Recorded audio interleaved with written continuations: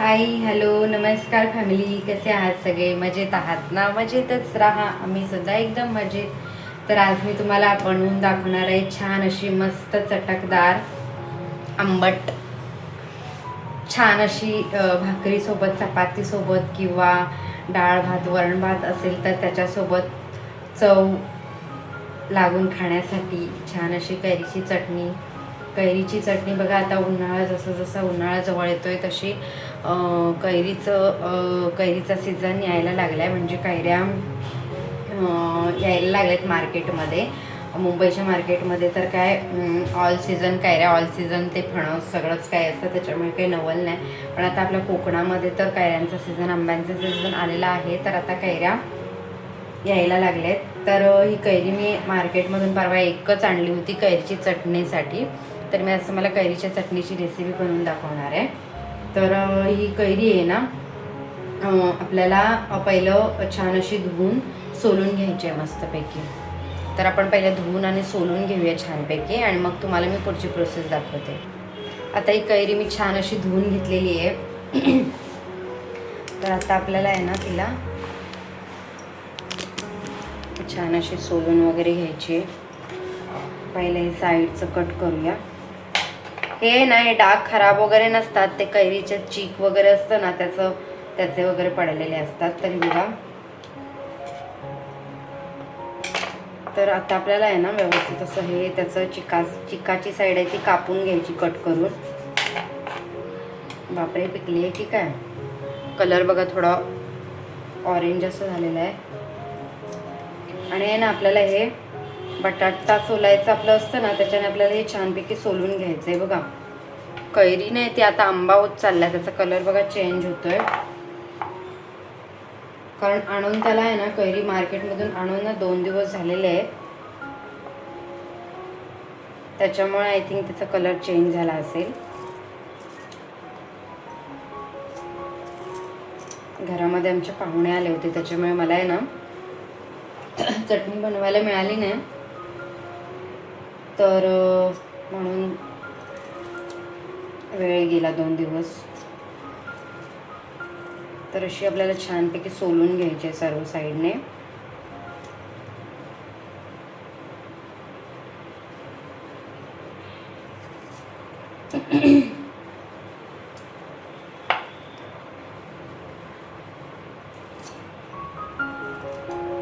जाड सालीची कैरी आहे, त्याच्यामुळे ना ते लवकर लवकर सोलत पण नाही.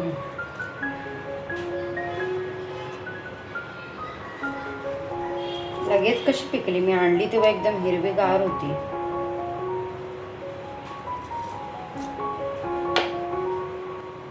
तर इथे कैरी बघू शकता पूर्णपणे आपली सोलून झालेली आहे. तर त्याला मी आता कट करून घेते. पूर्ण पाट तयार झाले या आंब्यामध्ये, कोई पण नाही राहिली आहे कैरीमध्ये, पूर्ण पाट तयार झाले. म्हणजे पिकायच्या सिच्युएशनमध्ये होतं तर. आणि पिकल्यासारखाच वास पण येतो याला थोडाफार असा आंबट गोड.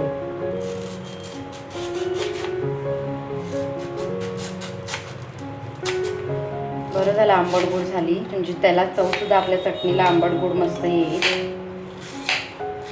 साखर किंवा गूळ टाकण्याची गरज नाही. हे बघा पूर्ण पाट तयार झाली याची, बघा बघू शकता. माशांमध्ये वगैरे टाकून खायला खूप छान लागते कैरी, सुक्या माशांमध्ये किंवा ओल्या माशांमध्ये खूप जास्त आवडते मला. तर आता ही पाट मी साईडला ठेवते, आणि हे एवढं आपल्याला घ्यायचं आहे. हा कैरीचा गर आपल्याला छानपैकी व्यवस्थित असं कट करून घ्यायचा आहे.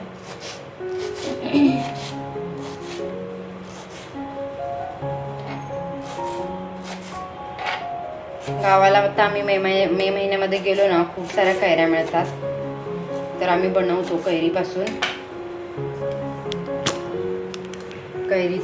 कैरीची चटणी बनवते मी. कैरीची ओसरी किंवा आमसूल बोलतात ना, ते बनवते, बनवून ठेवते. मग ते वर्षभर आपल्याला टिकतं माशांमध्ये किंवा कशामध्ये वगैरे, ड्रायफिशमध्ये किंवा ओले मासे आपण जे बनवतो घरामध्ये त्याच्यामध्ये टाकायला होतात. मग ते हे त्याची सुद्धा मी रेसिपी तुम्हाला दाखवेन गावी गेल्यावरती.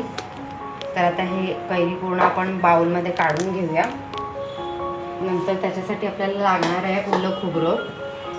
ओलं खोबरं नसेल तर सुकं घेऊ शकता तुम्ही. आता हे खोबरं आहे ना, नारळ बघा आमच्याकडे आणल्यावर ना असे तडकतात मध्ये. का तडकत असतील तर त्याचं मला कारण सांगा. उष्णतेमुळे तडकतात की कशामुळे तडकतात ते. तर आता माझे सासरे नाही आहेत, गावाला गेलेत, नाही तर त्यांनीच मला नारळ फोडून दिला असता. तर मी आता याच्या सहाय्याने नारळ फोडण्याचा प्रयत्न तरी करते. तसं फोडायला काय राहिलं नाही आहे त्याच्यामध्ये, तो तडकलेलाच आहे ऑलरेडी. पण तरी पण बघूया. पाणी पण आहे थोडंसं त्याच्यात.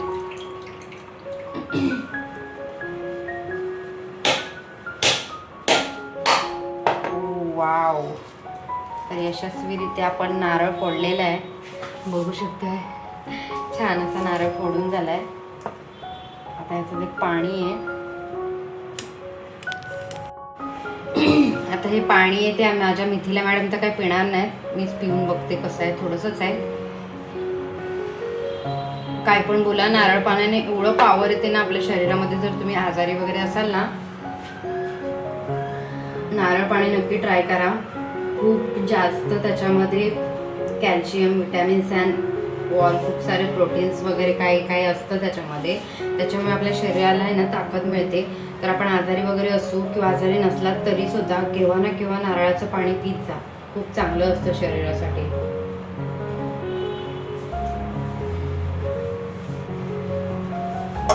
छान होतं, गोड होतं. आणि हे जे उरलेलं साईडचं आवरण आहे ते टाकणार नाही आहे. ते याचं कोकोपीट म्हणून मी उपयोग करणार आहे.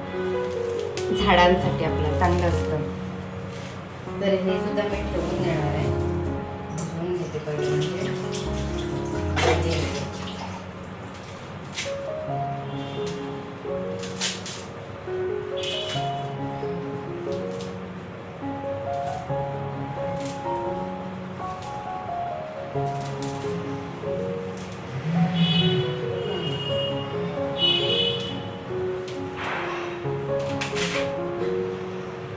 तर हे मी ठेवून घेणार. नंतर ह्याचे आहे ना छोटे छोटे पीसेस करायचे एकदम बारीक कैचीने आणि आपल्या झाडांच्या कुंडीमध्ये टाकायचे. कोकोपीट म्हणून चांगलं असतं. विकत बाहेरून घेण्यापेक्षा असं काय नाही, जुगाड करत राहायचं.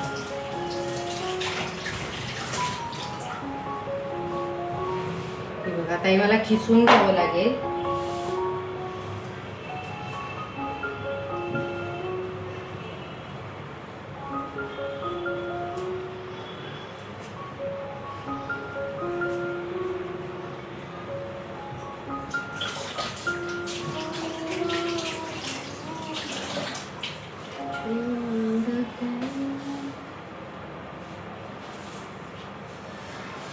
मिथिला मॅडमची आज तब्येत बिघडली आहे, त्याच्यामुळे मिथिला मॅडम आज कॅमेरा पकडू शकत नाही.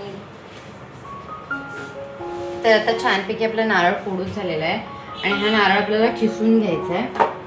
चटणीमध्ये जर ह्याच्या नारळ असेल ना तर थोडा आंबटपणा कमी होतो कैरीचा आणि आपल्याला त्रास पण होत नाही कैरी खाल्ल्यावर. तर त्याच्यामुळे त्याच्यामध्ये खोबरं ओलं असो किंवा सुकं असलं तरी चालतं. त्याच्यानंतर आपल्याला थोडंसं घालून घ्यायचं आहे त्याच्यामध्ये अद्रकचा तुकडा. आणि जर तुम्हाला लाल चटणी बनवायची असेल तर तुम्ही लाल मिरच्या किंवा लाल तिखट यूज करू शकता. आणि हिरव्या रंगाची चटणी बनवायची असेल तर तुम्ही मिरच्या वापरू शकता. तुम्हाला जसं की ती तिखटपणा पाहिजे चटणीचा तसं तुम्ही मिरच्या वापरू शकता. मी तर इथे 5 ते 6 मिरच्या घेतलेल्या आहेत. आम्हाला तिखटच आवडतं.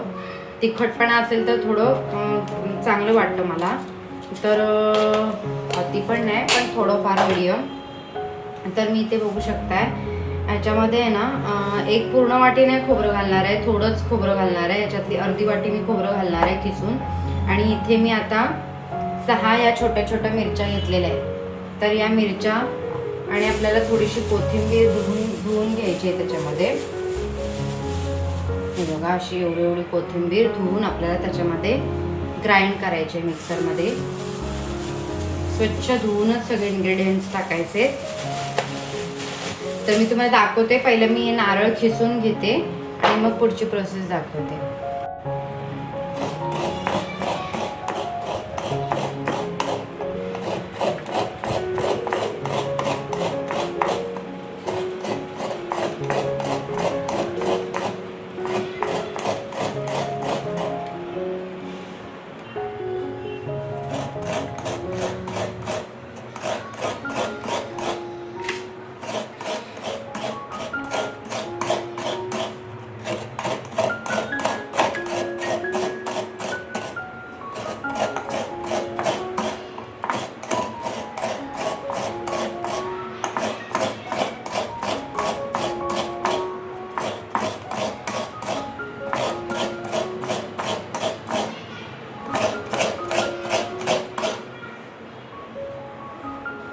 आता इथे बघू शकता आपलं खोबरं हे 2 वाट्यांचं म्हणजे एका नारळाचं खोबरं आपलं किसून झालेलं आहे.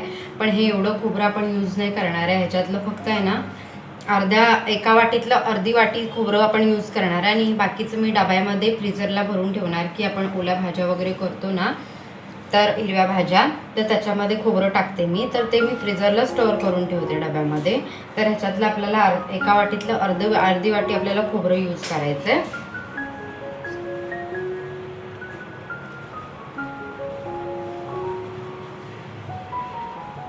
तर एवढं खोबरं आपल्याला घालून घ्यायचं आहे.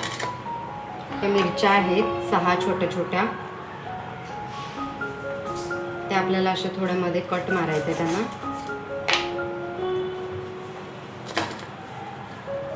मिरच्या टाकायच्या.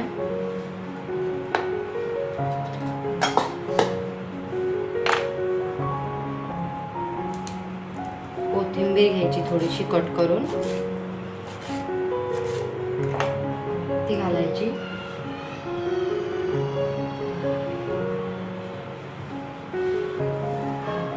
हे अर्धा इंच अद्रक आहे, ते अद्रक सुद्धा आपल्याला त्याच्यामध्ये घालायचं आहे. आणि या 7-8 लसणीच्या पाकळ्या त्या घालून घ्यायच्यात. आता हे सगळं मिश्रण आहे ना आपल्याला मिक्सरच्या भांड्यामध्ये फिरवून घ्यायचं आहे. तर आता मी हे सगळं मिक्सरच्या भांड्यामध्ये काढते. कैरी, खोबरं, अद्रक, मिरच्या, कोथिंबीर आणि लसूण. आता याच्यामध्ये आपल्याला घालून घ्यायचंय थोडंसं मीठ चवीनुसार.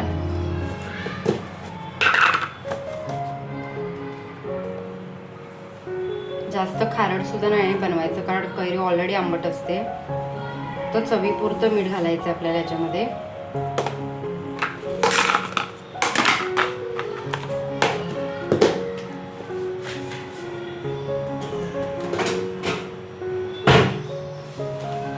तर आता हे मिक्सर सगळं आहे ना आपल्याला मिक्सरला लावून घ्यायचं आहे. आता मी तुम्हाला मिक्सरला लावून घेते आणि मग दाखवते. आता हे मिक्सर आहे ना मिक्सरला लावण्याच्या आधी ना आपण पाणी अजिबात घालायचं नाही याच्यामध्ये. आधी पाणी न घालता आपण वाटून बघूया कितपत हे बारीक होतं ते. कारण पाणी जर घातलं ना तर ही चटणी आपण जास्त दिवस ठेवू नाही शकत, खराब होण्याची शक्यता असते. आणि त्याच्यामुळे आपण आधी आहे ना पहिलं पाणी न घालता आपण हे मिक्सरला लावून घ्यायचं आहे. आणि जर बारीक होतच नसेल तर मग थोडंसं किंचितभर पाणी घालायचं आहे आपल्याला. ओके, तर आता मी तुम्हाला पाणी न घालताच असंच वाटून दाखवते.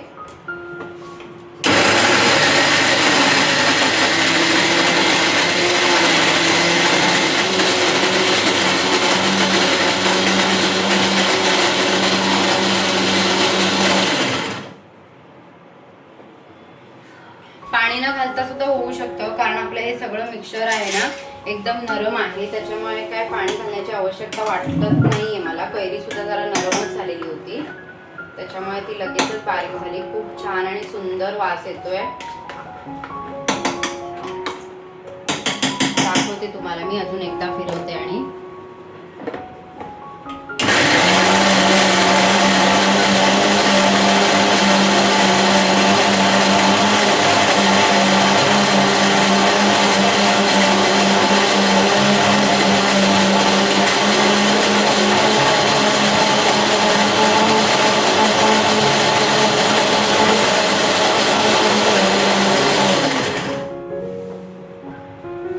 बघू शकताय पाणी न घालता सुद्धा आपली छान अशी पेस्ट कैरीची चटणीची मस्त झालेली आहे. एकदम एकदम बारीक झालेली आहे बघा, पाणी घालायचीच गरज नाही.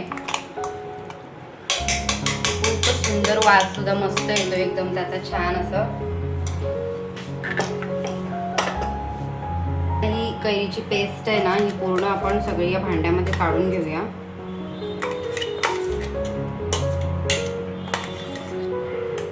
अजिबात पाणी न घालता आपण हे बनवलेलं आहे, त्याच्यामुळे खराब लवकर नाही होणार. तुम्हाला फ्रीजमध्ये पाहिजे तर तुम्ही फ्रीजमध्ये सुद्धा स्टोअर करू शकता आणि असंच पाहिजे तर असंच पण तुम्ही एक 5-6 दिवस तुम्ही असंच सुद्धा ठेवू शकता, कारण आपण त्याच्यामध्ये पाणी नाही घातलंय.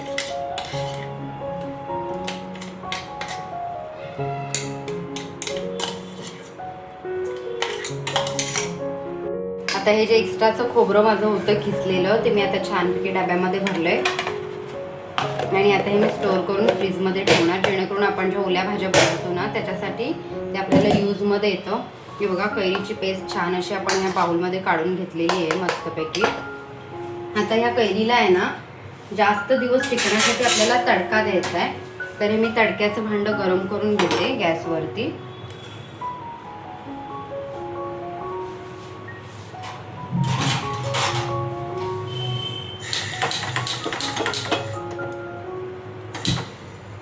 छान असं आपल्याला आहे ना तेलाचा तडका द्यायचा आहे. भांडं गरम झालं की त्याच्यामध्ये आपल्याला तेल ओतायचं आहे, बऱ्यापैकी तेल ओतायचं, कारण मग आहे ना कैरीचं लोणचं म्हणा किंवा चटणी म्हणा, तेल असं गरम करून टाकलं ना वरून की छान आपलं लोणचं किंवा कैरीची चटणी वगैरे आहे ना आपली टिकते.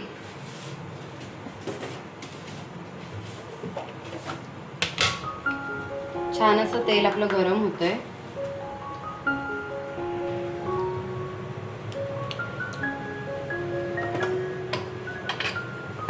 तेल गरम झालं ना की त्याच्यामध्ये आपल्याला आहे ना मोहरी घालून घ्यायची.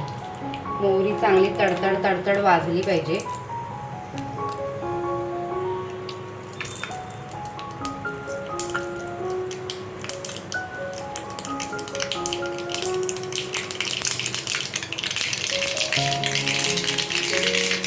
त्यानंतर त्याच्यामध्ये घालून घ्यायचं जिरं थोडंसं. गॅस बंद करायचा आहे. चांगला तडतड तडतड आवाज आला ना की ते आपल्याला सगळं या चटणीवरती घालून घ्यायचं आहे मस्तपैकी